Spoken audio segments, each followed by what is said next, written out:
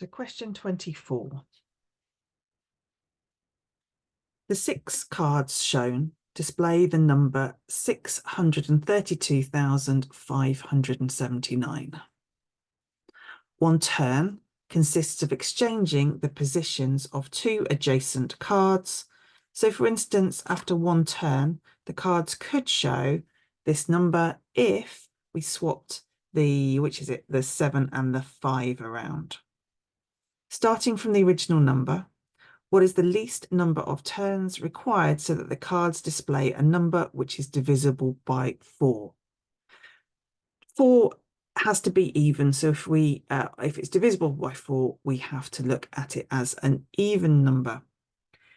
What we will find is the complete check is if these last 2 digits are divisible by 4, then we know that we are there. So just those 2 digits we have to look at.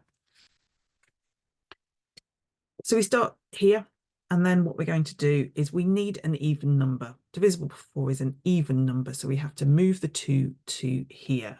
So we're going to do that first.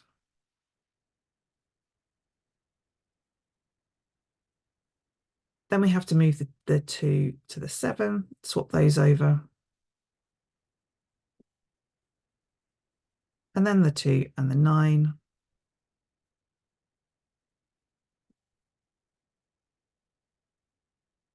$92 is divisible by 4. We can check it if you want to.